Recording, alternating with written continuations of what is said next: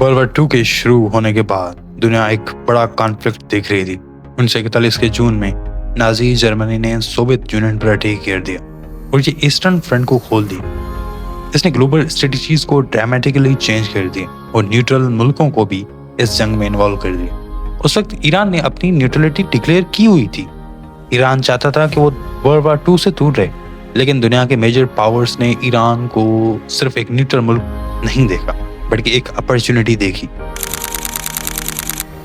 Iran के पास rich oil resources थे और यहाँ से गुजरता था पर्शियन कॉरिडोर, एक इम्पॉर्टेंट सप्लाई लाइन जो अलाइड कंट्रीज को सोवियत यूनियन तक वेपन्स और मटेरियल डिलीवर करती थी। ये रूट अलाइड पावर्स के लिए बहुत ज़रूरी थी। यूनाइटेड किंगडम और सोवियत यूनियन को ये डर था जर्मनी ईरान पर अपना इन्फ्लुएंस न बढ़ा दे और ये फिर ईरान के थ्रू सोवियत यूनियन पर अटैक कर सकते हैं। साथ ही ईरान का ऑयल भी अलाइड वार एफर्ट के लिए सिक्योर करना बहुत ज़रूरी था। इसलिए 25 अगस्त 1941 ब्रिटिश फोर्स ने साउथ से एडवांस किया और सोवियत रीड आर्मी ने नॉर्थ से एंट्री। दोनों ने मिलकर ईरान पर फुल स्केल इन्वेजन लॉन्च की। ईरान की आर्मी ने इन्वेजन के लिए तैयार नहीं थी। कुछ ही दिनों में सिटीज और की ट्रांसपोर्ट रूट्स अलाइड के कंट्रोल में आ गए। इन्वेजन बहुत तेजी और लार्जली अनअपोज्ड एक वन साइडेड इन्वेजन हुई थी। एक ओवरवेलमिंग फॉरेन फोर्स और पॉलिटिकल प्रेशर के सामने रजा शाह पहलवी टिक नहीं पाए। उसने वो समझ गया था कि इसको डिफेंड करना बहुत मुश्किल है। 16 सितंबर 1941 में ईरान को छोड़ दिया। फिर एक नया शाह बना मोहम्मद रजा शाह पहलवी के बेटे। अलाइज ने प्रॉमिस किया कि वो वार के एंड के 6 महीने के अंदर ईरान से चले जाएंगे, लेकिन इस ड्यूरेशन में ईरान इफेक्टिवली ऑक्यूपाई हो रहा था। ये इन्वेजन ईरान के मॉडर्न हिस्ट्री का एक इम्पॉर्टेंट टर्निंग पॉइंट था। जब अलाइज ने ईरान पर पूरा कंट्रोल हासिल कर लिया तो मुल्क की जिंदगी पूरी तरह से बदल गई। 1941 से लेकर 1946 तक Iran effectively Anglo Soviet occupation में था। साउथ से ब्रिटिश फोर्सेस और नॉर्थ से सोवियत रेड आर्मी ने मुल्क का हर स्ट्रेटेजिक पॉइंट कंट्रोल किया हुआ था। रोड्स, रेलवेज, पोर्ट्स, सब कुछ अलाइड सप्लाई रूट्स का हिस्सा बन गया था। ये सप्लाई लाइन जिसे पर्शियन कॉरिडोर्स कहते हैं, सोवियत यूनियन तक जरूरी वार मटेरियल पहुंचाने के लिए क्रिटिकल थी। लेकिन इस ऑक्यूपेशन का नतीजा ईरान की आम आवाम के लिए बहुत मुश्किल था। खाना और रिसोर्सेज का शॉर्टेज हुआ।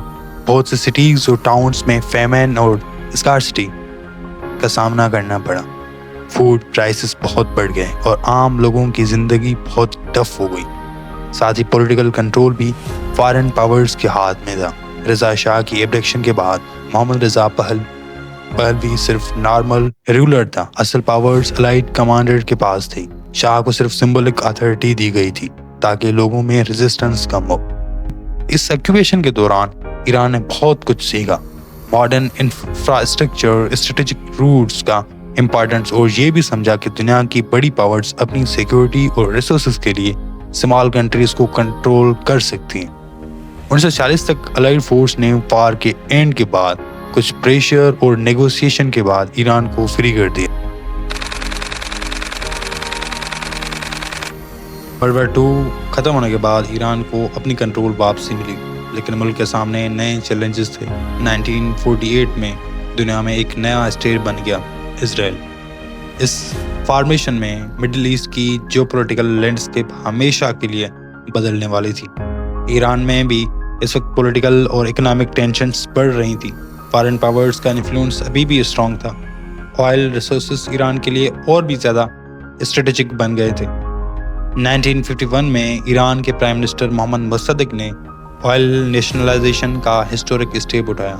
मुसद्दिक का प्लान था कि ईरान अपने ऑयल की कंट्रोल को वापसी ले और British owned Anglo Iranian oil company को नेशनलाइज करें।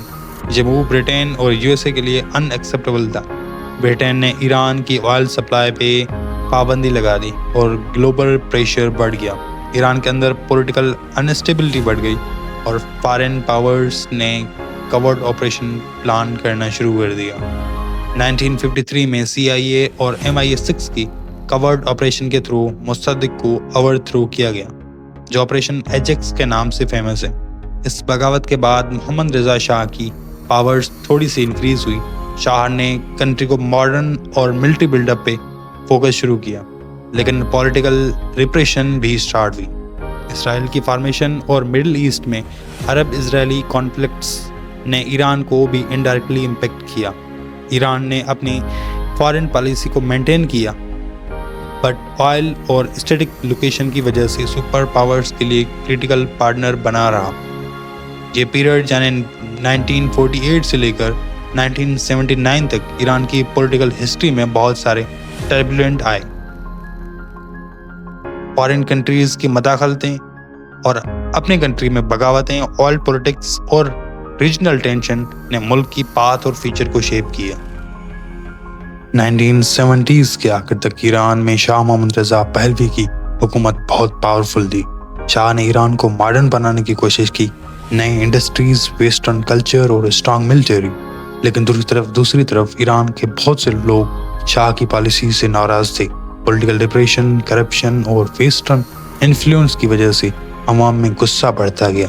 1978 तक पूरे मुल्क में मास प्रोटेस्ट शुरू हो गए। मिलियंस लोग स्ट्रीट्स में आ गए। शाह की हुकूमत हिलने लगी। इस मूवमेंट को लीड कर रहे थे एक religious leader Ayatollah Ruhollah Khomeini.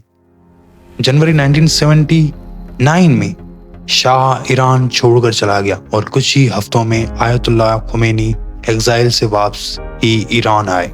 यहाँ से शुरू हुई इस्लामिक रिवॉल्यूशन। ईरान एक इस्लामिक रिपब्लिक ऑफ ईरान बन गया और पूरी पॉलिटिकल सिस्टम चेंज हो गई।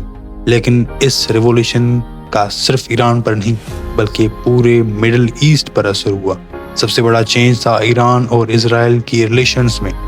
शाह के ज़माने में ईरान और इजराइल सीक्रेटली स्ट्रेटेजिक पार्टनर थे। इंटेलिजेंस कोऑपरेशन, ट्रेड और मिलिट्री कॉन्टैक्ट्स भी थे। लेकिन इस्लामिक रिवॉल्यूशन के बाद नई ईरानियन लीडरशिप ने इजराइल को एक नाजायज स्टेट डिक्लेयर कर दिया। ईरान ने इजरायली एम्बेसी को बंद कर दिया और उस बिल्डिंग को पैलेस्टीनियन रिप्रेजेंटेशन को दे दिया। आयतुल्लाह खुमैनी ने इजराइल को ज़ायनिस्ट रिजीम कहकर ओपनली अपोज करना शुरू कर दिया। यहाँ से ईरान और इजराइल के दरमियान डायरेक्ट डिप्लोमेटिक रिलेशंस खत्म हो गए। 1980s और 1990s में यह हॉस्टिलिटी और बढ़ गई।